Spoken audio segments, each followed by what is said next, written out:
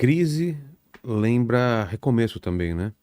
Mudança de comportamento, mudança de ares. Lindão, a palavra crise vem de crisálida, né? Casulo.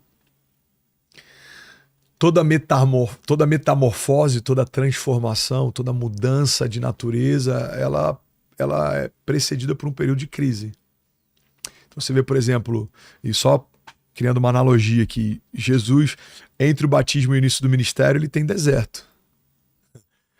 Entre a ressurreição de Jesus e um período de silêncio, tem a crucificação sangrenta. É.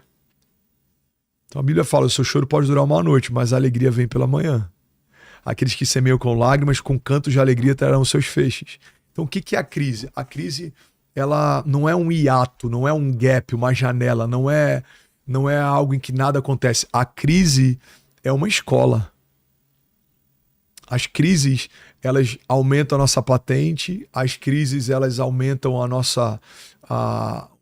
elas forjam o nosso caráter, as crises, elas estabelecem raízes mais profundas. Se a gente começar a entender que a crise pode ser um presente no nosso destino, a gente começa a parar de chamar de problema alguns presentes que Deus está dando. A crise de José levou ele para mais perto do seu destino profético. Ele foi empurrado para o Egito. A crise de Noé, cara, estabeleceu para ele e para a família dele a reconstrução de um novo mundo. O dilúvio foi ruim para todo mundo, mas a família de Noé foi poupada, estava dentro da arca. A crise de Moisés, cara, ele foi libertador de um povo, ele viu o mar se abrir, ele viu o pão descer do céu, as vestes não se desgastavam, as sandálias, elas não puíam. Cara, a crise de Jesus liberou acesso de volta ao coração do Pai, porque ele morreu e se entregou por nós, a gente pôde ser chamado filho de Deus. Então, a crise pode se tornar um presente se a gente souber lidar com as crises. Então, a gente precisa entender que o gigante de Davi foi um passaporte para um próximo nível. Quem era Davi? Era um menino franzino entregando comida para os seus irmãos. Quem é Davi depois do gigante? É alguém que todo mundo nas ruas da cidade fala sobre. É alguém que ganhou isenção de impostos, acesso ao trono. Pois é. E a filha do rei. Cara, o gigante que todo mundo naquele dia achou que era um problema, para Davi foi um presente. O destino profético de Davi foi liberado a partir de uma crise. Então a gente olha para Daniel, a gente olha para tantos outros heróis da fé. Cara, a crise para eles foi um presente. A crise para mim foi um presente. 2018, 2019, enfrentei um período muito difícil, ministerialmente falando. Cara, isso gerou um sopro de Deus no meu ministério. Tentaram me calar, tentaram me desanimar. Deus me reavivou, Deus me estabeleceu, soprou, deu acessos que eu nunca imaginei, levou a mensagem em lugares que eu nunca imaginei. Por quê? Porque a forma como você lida com as suas crises vai definir muito para onde você está indo. Você pode ficar reclamando na crise, você pode desanimar na crise, ou você pode parar no meio da tua crise e perguntar: Deus, o que você quer me ensinar com ela? O que você tem para mim no meio desse deserto? Qual que é o ensinamento que eu vou tirar desse lugar? Porque toda crise ensina, Vilela, nem toda crise muda o nosso caráter, mas toda crise revela o nosso caráter. Nem toda crise afeta a profundidade da nossa fé, mas toda crise revela a medida da nossa fé. Eu gosto de falar que aquilo que a gente realmente acredita sobre Deus fica evidente no tempo da provação. Tem muita gente que fala, cara, Deus é mais. Deus ele é suficiente, mas no meio da provação, cara, a gente entra em colapso. Em pânico, em desespero. Cara, 2017 eu tava no leito de hospital usando fralda, 35 dias, internado numa CTI. E aí algumas pessoas falavam, e aí, pastorzão, o que você tá pensando? Como é que você tá? Como é que tá seu coração? Eu falei, cara, eu tô gerando um testemunho vivo. Eu falava sobre um Deus que cura. Agora eu vou ser um testemunho de alguém que Deus curou. Eu falava sobre manter a esperança no meio da crise, agora eu posso testificar que é possível manter a esperança no meio da crise. Porque teu posicionamento gera uma denúncia, né? Imagina, cara, você tem que estar bem, Vilela, no seu dia mal você tem que estar bem, cara. Aí no meu dia mal eu tô mal. Exato. Aí você tá passando por problema e fala, Vilela, Deus é mais, irmão. Aí no meu dia mal, cara, Deus se esqueceu de mim, Deus me abandonou. Então eu acho que em vários momentos de crise, a nossa fé é testada, o nosso coração é revelado. Então, se você está enfrentando algum tipo de crise nesse ano, a boa notícia que eu tenho para você é: se você permanecer e não desanimar, toda crise se torna um passaporte para um próximo nível. Nenhum herói da fé se tornou herói da fé sem ter enfrentado crises. Você pega Hebreus 11, a galeria dos heróis da fé, cada um deles foi testado, foi amassado, foi confrontado, mas todos os que permaneceram, o nome deles ecoa na eternidade. Porque é isso que Deus tem para aqueles que não desistem.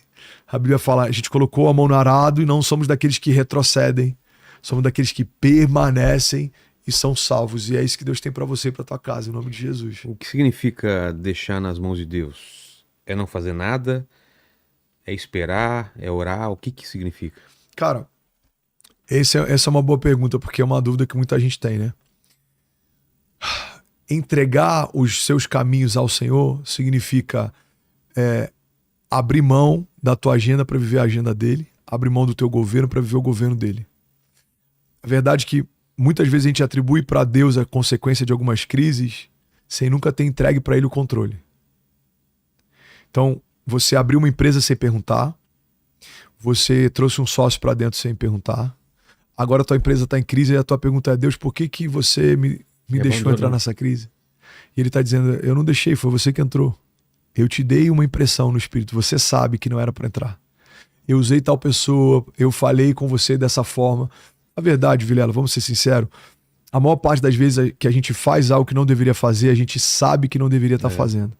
A gente finge que não entendeu. Olha que louco. Vou pegar aqui o pai da fé. A Bíblia fala que Abraão, ele tem uma promessa de Deus de que Deus daria um filho. E ele vai lá e faz um filho com a escrava.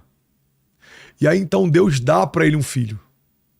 E aí em um determinado momento Deus vira para ele e fala assim: Abraão, pega o teu único filho, aquele a quem você ama, e sacrifica.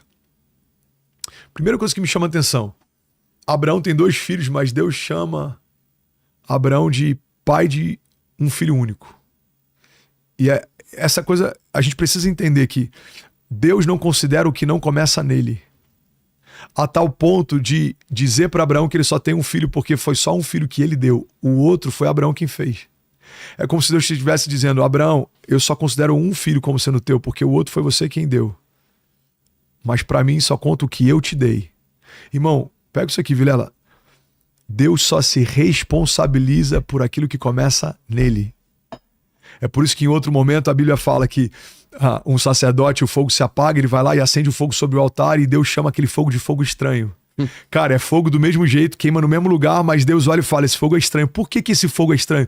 Porque não começa em mim, eu não reconheço. E o que eu não reconheço, eu não sustento. Então, quando Deus está dizendo para Abraão: Abraão, pega o teu único filho. Primeira coisa que me chama a atenção: Deus não considera o que não começa nele. Segunda coisa que me chama a atenção, cara: Deus sabe que a gente é especialista em fingir que não está entendendo o que Deus está dizendo. Ele é redundante. Cara, Deus, ele fala de forma redundante com Abraão. Ele fala: Abraão, pega o teu único filho. E só para você não ter dúvidas, aquele a quem você ama. E por que Deus está dizendo isso, Vilela? Porque ele sabe que se ele não fosse óbvio, Abraão poderia fingir que não entendeu e pegaria o filho da precipitação e sacrificaria. Mas Deus está dizendo em outras palavras: Abraão, só para não ter dúvida, eu quero tocar onde dói, tá? Eu quero que você pegue o filho da promessa. Eu quero que você pegue o seu preferido. Eu quero que pegue aquele que sangra o teu coração. É ele, o único filho que eu te dei. Pega ele e me entrega. Irmão, se Deus precisa ser redundante com o pai da fé, vamos ser sinceros, tem muitos momentos que a gente finge que não está entendendo o que Deus está pedindo. Você quer muito uma coisa. Aí a sua mulher fala assim: amor, eu não sinto paz. Cara, minha mulher não sabe o que ela está falando. Aí você também tem dúvidas, mas você fala: deve ser coisa da minha cabeça. Aí você vai, mergulha de cabeça e dá errado. E aí normalmente a gente volta para Deus questionando: Deus, por que deu errado? Por que você não abençoou? Por que você não me ajudou? Por que a minha empresa... Cara, eu não sustento o que não começa em mim. Então, uma boa chave, Vilela, para a gente finalizar esse assunto: eu preciso gastar mais tempo discernindo do que qualquer outra coisa. Tem um presidente americano que ele fala, né, que se dessem X horas para ele derrubar uma árvore, ele gastaria 95% do tempo afiando o machado. Ah, é? E o que a gente normalmente faz é, a gente entender o que é pra fazer, a gente faz logo. E a gente pega um machado que tá cego e a gente tá lá, cara, tentando resolver e não Colocando todo entende. esforço. Cara, não é sobre esforço, é sobre sabedoria, discernimento. O homem sábio discerne o tempo e o modo.